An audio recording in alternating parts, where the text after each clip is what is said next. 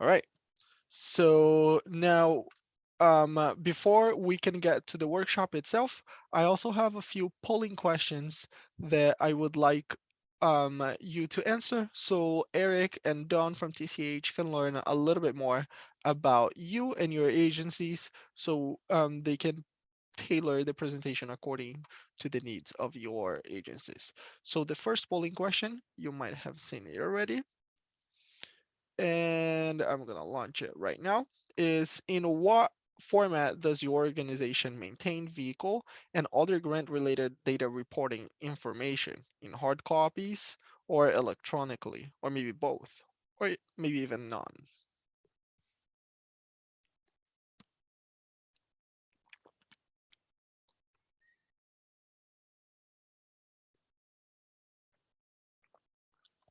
All right, the answers are coming in. I'm just gonna give a few more seconds. All right, and here are the results. Thank you everybody for participating. So 88% of the participants today, their agencies have both hard copies in paper and also electronically. We do have 6% that keep only electronic copies and 6% that keep only paper copies. All right, we have now another polling question that I'm going to pull it up on a second. And this one is, if your organization maintain records electronically, do you use fleet management software for record keeping? And we have yes, no, or maybe you're not sure.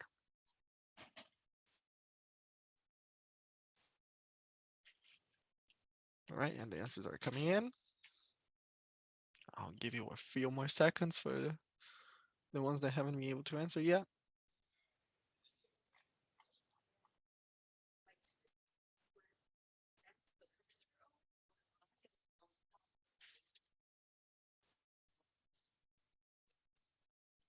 All right, so I'm gonna share the results here as well. And the majority of you said that no, you don't have any fleet management software for record keeping, with 53% of you saying no. 18% of you said not sure, and about 29% of you said yes, you do have some type of fleet management software that you use on your organization for record keeping. All right, and the last question that we have here before we get started with the workshop is, how many service vehicles does your organization have in your fleet? And we have from none, 1 to 5, 6 to 10, 11 to 20, 21 to 50, and more than 50.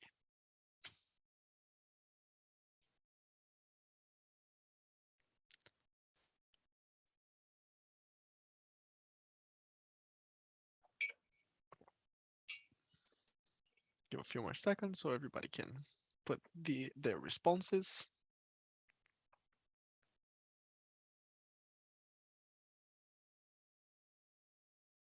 All right, and we have the results for that one as well. It looks like we have a very the group is split. We have a few of them that have no vehicles, but we also have small, medium, and large fleets on the group today. We have a split of 30% have 1 to 5, 12% have 6 to 10 vehicles in the fleet, 24% have 21 to 50 vehicles in the fleet, and about 29% have more than 50 vehicles on their fleet. So it looks like we have a good split between small fleets and large fleets on agencies attending today's workshop. All right, thank you so much for answering these questions. This is good for us to know which type of agencies we are providing this workshop today. And with this, I will go ahead and pass on to Eric and Don so they can introduce themselves, talk a little bit more about the work that they do, and go on with the workshop. Eric? Um, Hi, good morning. My name is Eric Pennick. I'm the Fleet and Facilities Manager here at TCH. Um, I've been here for about 3.5 years now. Let's see.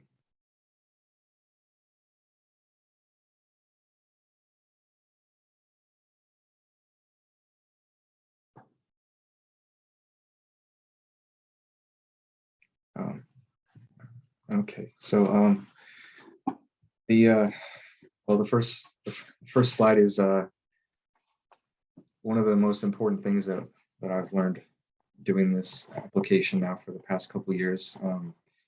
The It's really important to not wait for the last minute. I'm sure, just like us, everyone is really busy. Everyone's wearing many hats, doing all kinds of different things in their organization. So um, just like us, I know we can't devote all of our time to the grant process. So it's really important to keep up on it through the year, so that when the milestone report rolls around, October 14th, that you're not scrambling, pulling your hair out trying to get everything done. Same with February, when it's time to submit the application. You don't want to be scrambling at the last minute. That's when we make the most mistakes. That's when we forget things and create more problems for ourselves. See, next slide, please. Eric, and I also want to point out that when they say here, it's okay to ask for help, this can be help within your agency, right? So maybe you are the only person responsible for this record keeping, data reporting, grant reporting as well, and you might need a help of somebody on your staff. But it might be also that if you're reporting for 5310 grant, and I know there are some agencies here today, I'm looking at the chat. Some of you are not 5310 recipients. I know that some of you want to apply for 5310. I have familiar names in here. That can also apply to you as well in the future. But for 5310 related reporting, um, don't think that just because your agency is small and you might be the only person responsible for this type of record keeping and data management and fleet management, that there aren't other people that can help you with. We have sub-regional mobility managers like Eric, like Justin McGregor, Billy Parker, and Mark Butterbosch. They're here to help. That is part of their duty as mobility managers, is help other grantees navigating this process. So know that you have other mobility managers. You have the city of Phoenix with Wendy Miller and her team as well through the section 5310 at phoenix.gov email. And you also have the MAG staff with me and Didi that can help you navigating this process. Grant reporting, mainly when it's federal grants, can be very complicated and time consuming. So know that, yeah, you might have to ask for help within your agency, but you might also, and feel free to also ask for help outside of your agency with other stakeholders in the region. So I just wanted to point that out as well.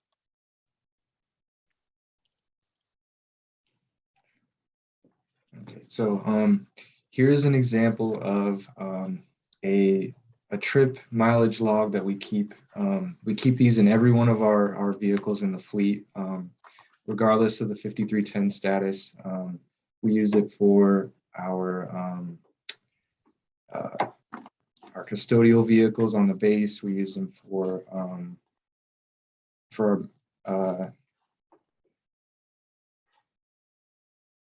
all of our contract vehicles. No matter what the use is, we always keep these sheets in the vehicles. It helps us with a wide variety of things. Not only does it help us with the grant reporting, like you can see, there's a column for each day. You can fill out the number of passengers. So this helps us tally up our trip totals for the year. I know that's a big part of the both the application and the milestone report is reporting your yearly trips for like medical appointments, outings, all the different types of trips that we might use the vans for, trips back and forth from between between like the DTA and the group homes, picking people up for running errands, any of those kinds of things. So it helps keep it all in one place. We also use them for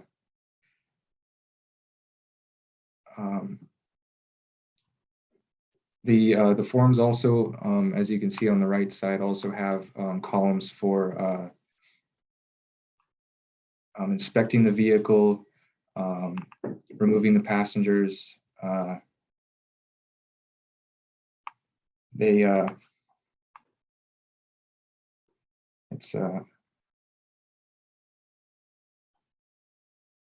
It helps us for more than just the grant reporting. It helps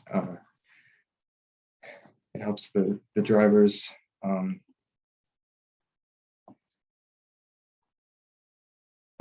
We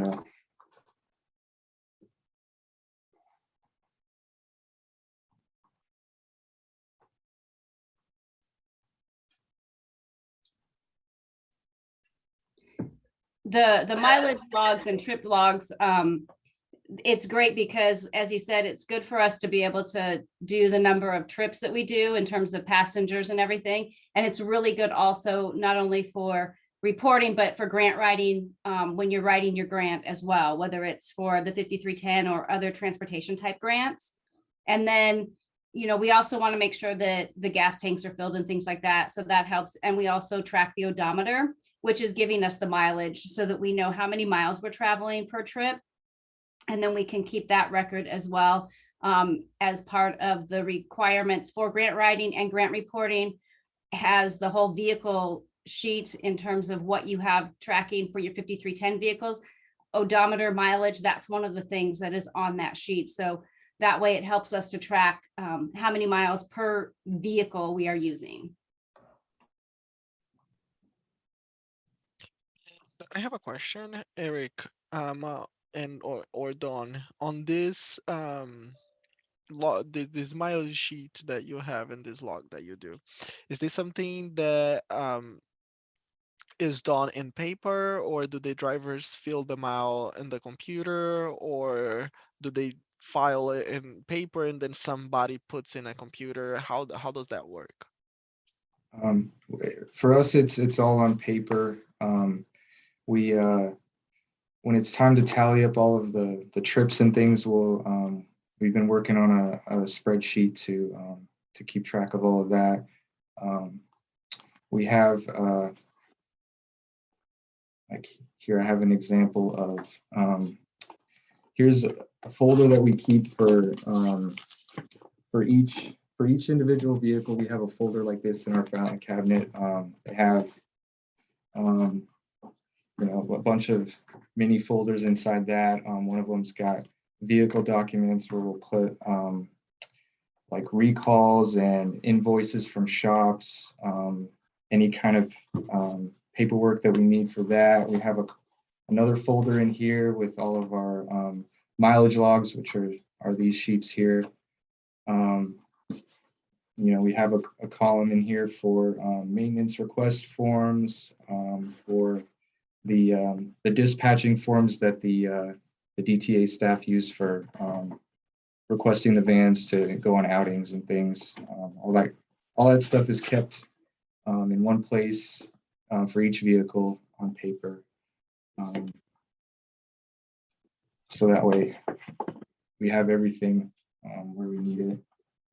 And like Eric said, so we take the paper sheets that the employees fill out, and he's got an assistant who then uses Excel, which is why we put using Excel on here, is because then we can track, and it's easy to add up all of the trips by vehicle, and then you can sort information as well as create more columns if you're not collecting the right data.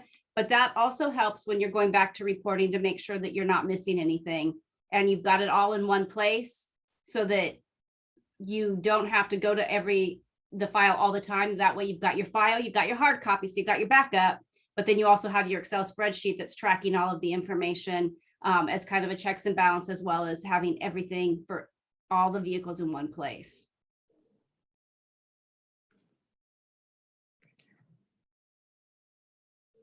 let's see. Thank you. Next slide, please. Let's see. Here's another example of a different form that we use. This we keep at here at the fleet dispatch desk, where we hand out the keys for the day. The other forms, they stay in the vans until they're completely filled up, and then we'll file them away in the file cabinet. These we have a month by month. Here's for an example from one from 2019. We have every single day labeled out with all the drivers and trips. We do a form each day. This one stays here at the front office. You can see it's pretty much the same thing. We record, the types of course, the van number, the driver, the number of walkers, and the number of people in wheelchairs. And then, of course, time in and out and fuel, things like that. We really harp on keeping the fuel above half a tank. There's a lot of reasons why. For emergencies, we like to avoid, fueling up with members in the van. And of course, keeping a tank full saves on wear and tear on the fuel pump, and keeps everything running nice and smoothly. And the van sign out that we use that Eric's talking about, this is primarily for our DAID program and our employment services. The other sheets that are left in the vans, for those vans that are stuck at the group homes, that way we can track the same kind of information on both forms. But I would say one of the challenges that we face is that the group home staff on the weekends especially don't always fill out the information. So we're constantly working on making sure that they are filling out where they're going, who they're taking, in those sheets that are within the van. At the day program and employment services, it's much easier because we're right here and we can address it as soon as it happens. So the group homes, it's a little bit more challenging, but that's why the information is in both places. Thank you. Next slide, please.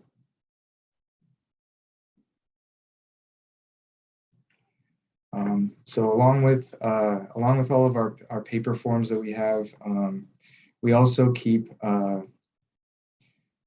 it also helps a lot to keep things saved digitally, not only for having backups, but also just for ease of access. You're not shuffling through papers and things. Let's see. You can see here that, it's more than just invoices. We have inspection reports from the shops. We have any kind of paperwork that's scanned in that we might need. We have pictures of incidents of damage or accidents, things like that. We can save that all together in one place. Not only do we do that in our maintenance software Fix, we've also got on the server on our computers, we have in the, I guess you'd call it the public drive, we have a folder, a digital folder as well for each van. So that way all the info for each van is again saved all in one place. We have folders for each shop, so that way at the end of the year we can pull up all the invoices that we did at each shop throughout the year. It can be a lot of duplicates and a lot of saving things in many places, but the way it really helps for organization and for creating reports and looking at patterns. Let's see. Our Fix software does a variety of things, like Eric said, and it is great because we can have pictures there and it doesn't take up as much space as on maybe some of the other servers. And he can get maintenance dates and reminders. And we can, if let's say we turn in our report and we're missing something, and they let us know, hey, you're missing this information for this vehicle, we can go right to the fix program and find those documents very easy to then pull them out so that we can send them in.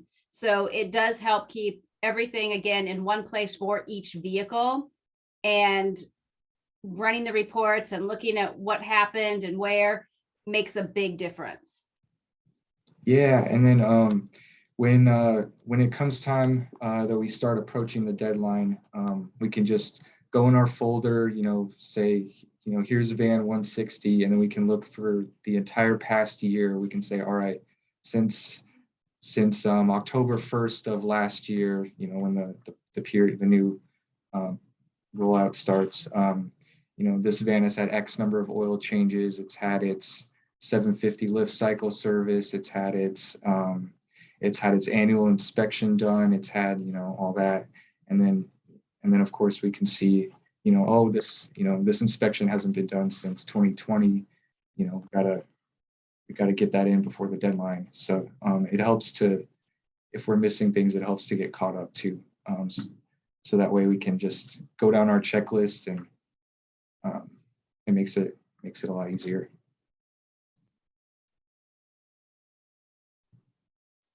And I also want to point out that, as Eric mentioned, they save all of the records and maintenance documents in the software and also on their folders in the servers. And as he said, it might look like a lot of duplication, but it's always important to have some type of backup. Here at Meg, all of our records also stay in backups as well. So I just happened to accidentally delete 3 or 4 important folders that we had. And luckily, because I had the backups, I was able to get them back. So that's something to keep in mind. It's always having backup for the files that you have stored on your computers. And that's a really good point. Not only do we have the paper backups, but our system, our software, through our IT department, we have regular backups of all of the server. So if we accidentally do something one day, they can usually go back to the day before and we can find that information. So having that kind of backup is really important as well, so that you're not struggling to recreate whatever it is you had. Awesome. Thank you. Next slide, please. Let's see. Okay. Yeah, here's an example of the folders in our server. We not only do we have them for each vehicle, but we have them for each part of the grant process. So every milestone report, we create a folder. Boom, everything goes in there. Every application, here's another folder. Everything goes in there. And so then when if Wendy or any of the people from the city of Phoenix come and asking us for something, we can just go right back to that folder. Everything's right there, and it helps to compare it again to the checklists and see what we're missing, and make sure we have everything in line. So for TCH, Eric and I work on these things together. It's not just Eric doing all of it. And that's just because the teamwork makes it much easier. So what we're showing you here in terms of these folders, this is on what's called our TCH pub. So we both have access to this. And so we can add and work on forms together through this site. And it, like you said, it has annual reports, it has the milestone. This is where we do our grant application as well, because he'll put in some of the information, I put in some of the information, and then we get it all in one place, and then I end up submitting the information. But that way I know what I need, he knows what he needs, but we can get it into one place together so that when we submit, it's all together. And as you can see on here, it says 2021 milestone report. So this is obviously just part of all of the information that we sent over as part of the 2021 milestone report. So everything's there, and we can go back into 2021, we could go to 2019, and you can see all of the stuff that we submitted each year. And then it's broken down, each of these subfolders are by van. van number. So It's awesome because we can, one of the things too is that they frown upon turning in the same application every year with the same, written paragraphs and same descriptions. So it helps us to go back and see what we wrote last year, to, switch it up and make sure we're always adding something new, and not just submitting the same thing every year. Next slide, please.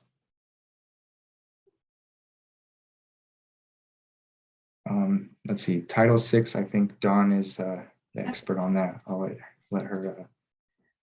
So when we talk about sharing duties when it comes to reporting, the Title VI, that falls under me. And so if you haven't done one already and you're a 5310 recipient, you have to have a Title VI plan. And the city has been phenomenal to work with. They have templates, so it's easy to figure out what you need to do, what you need to have, how the plan lays out. And then every year there's a document in there that you have to submit with the milestone report, and it talks about any type of discrimination or anything that's been reported within your vehicles. But the Title VI plan at first can be a little daunting in terms of setting it up and getting it written. You have to have forms that are in English and in Spanish. And again, the template that they had provided for us was very, very easy to follow. You have to update your Title VI plan every 3 years. And so they'll let you know when it's time to update, and if there's any changes or new requirements for that plan. And you just follow right along, and then you turn in your annual report with that form once a year. Awesome, thank you. Let's see, next slide, please.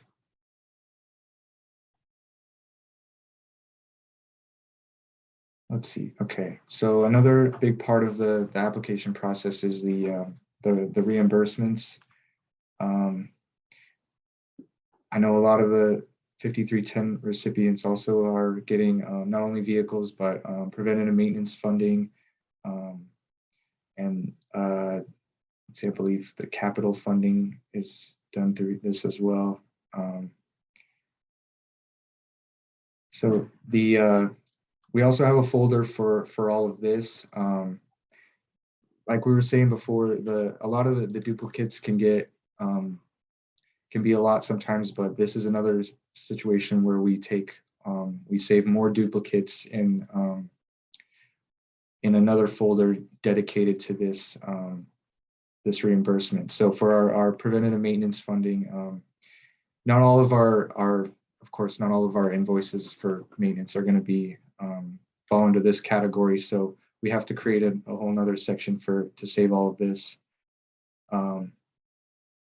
It helps keep everything, again, helps keep it all in one place. Let's see.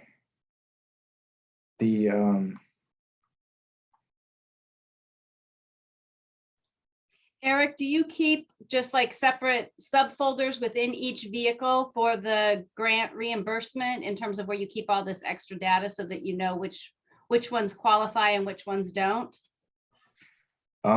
Well, part of it is the thing they use in the finance department, our payment codes. So we have a specific code set aside to this reimbursement, so that we know that we're paying it, but we're getting reimbursed later. But as far as we just keep, we don't save these particular invoices by vehicle. We just put them all in one place because we turn them all in together.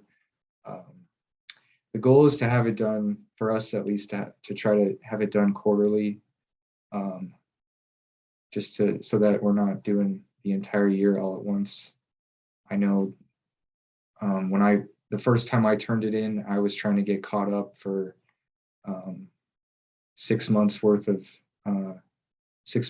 invoices, and it started to feel a little overwhelming trying to do the entire chunk all in one. So it helps a lot to break it up into smaller pieces to make it more manageable and less intimidating. Let's see. And I've had so many questions, and all the people at the PTD Section 5310 email.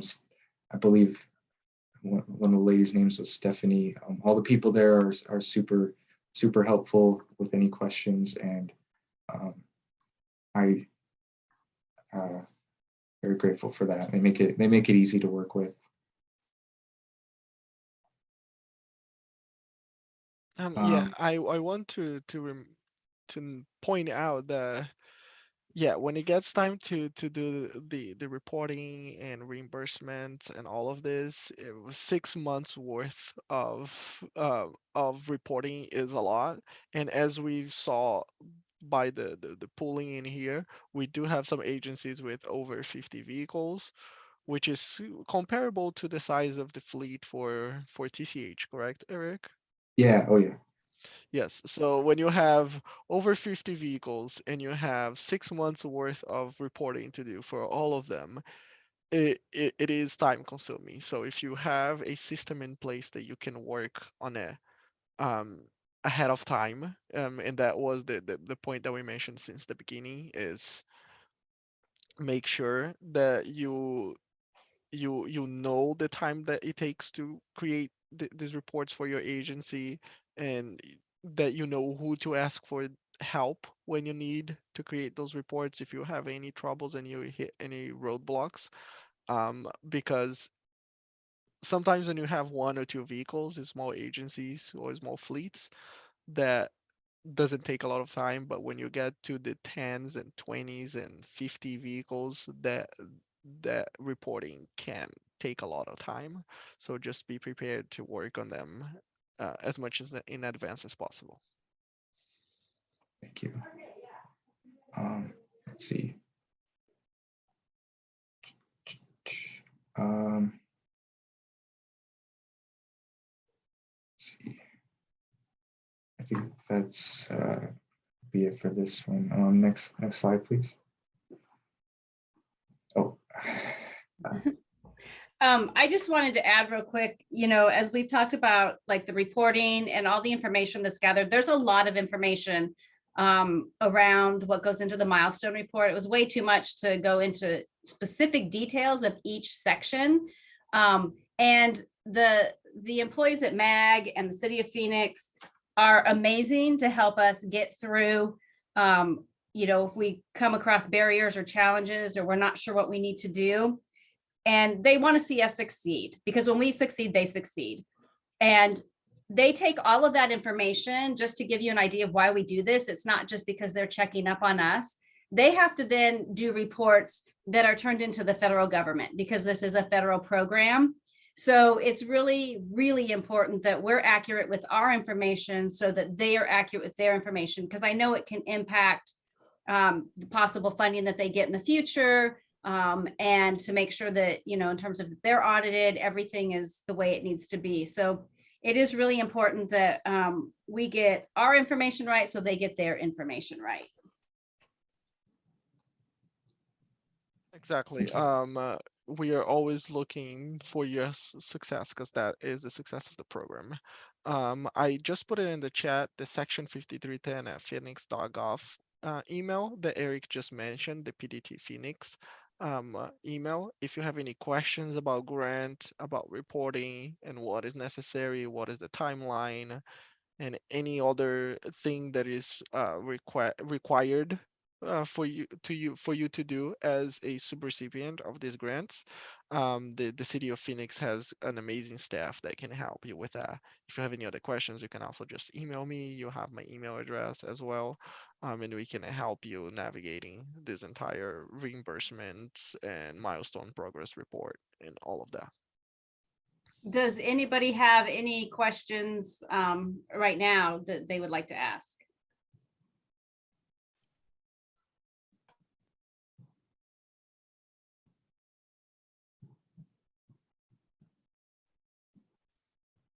I have a question. So on one of the logs that you filled out, like for the mileage and number of wheelchairs and stuff like that, at the very beginning, it had like print name and then it had signature. Was that for this one right here? Yes. Is that the client? Oh, no, that's the driver. That's the driver. Okay, never mind then. I wasn't sure who that was, so, okay, thank you. Okay, thank you. Thank you for your question, Diane. Any other questions for Eric, Dawn? I have a question. It might be a bit of a crazy one, but our company, we're being affected by the vehicle shortage right now, and we're trying to come up with solutions around that. And I don't know if this is the correct group to pose this question to, but what would the logistics or feasibility be around something like fleet sharing? Like I used to work in group homes, and I know a lot of times those vans were just sitting there. I don't know if that kind of thing is allowed to do some kind of a rental program between agencies. I'll take on this one. Here at MAG, we have four sub-regional mobility managers, and one of them is Billy Parker with Chandler Gilbert Arc. And he does vehicle sharing with his agency, right? It does have an issue of geography. He tends to do with agencies that are close by his campus, of course. But he does share his vehicles because he does have downtime to his fleet. As you mentioned, a lot of these vehicles do sit for long periods of time when other agencies could be using them. There is some issues with insurance and liability and what the federal government allows it to be used for if it's a vehicle that was purchased through the grant. If it's a vehicle that they own themselves, that's different. It's more just an insurance policy type of issue. But when it's a 5310 vehicle, FTA has some regulations on how you can share, what you can share, and who you can share with. Um, but I can go offline with you a little bit more on detail on that. I will share some of the resources that we have. We just had a workshop about this a couple of weeks ago, so I can give you the recording so you can look into it as well. And we have a lot of SOPs and other materials that Chandler Gilbert Arc developed, and it's available for you to use if you want to share with other agencies, or even if you want to reach out to Chandler Gilbert Arc, they might be able to share their vehicles with you as well. Nice. All right. Any other questions?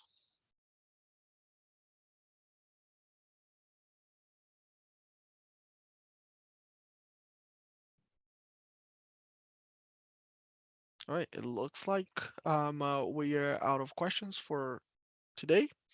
I want to thank you, Eric and Don, for providing this workshop and sharing the information and the best practices from TCH on how to do this fleet management and data reporting for the grant and for other things in general as well. If you have any questions after this workshop, feel free to contact Eric. There you'll have his email address and his phone number. Also, feel free to reach out to me if anything as well. I will be sending an email after this workshop is done with a link for a feedback survey. We really appreciate if you can respond to the questions on that feedback survey. It's quick. It takes no more than 30 seconds to a minute to finish that survey, and this helps us build future workshops and trainings for you and other stakeholders in the region. So look out for the email that will be coming from me in the next few minutes. With that, I just want to say thank you for all the work that you do on your agencies with our populations and in our region. Um, we couldn't do this without you, and you provide valuable service to the people in our region. So thank you so much, and have a wonderful rest of your day. Thank you. Thank you, Eric. Thank you, Don. Bye bye.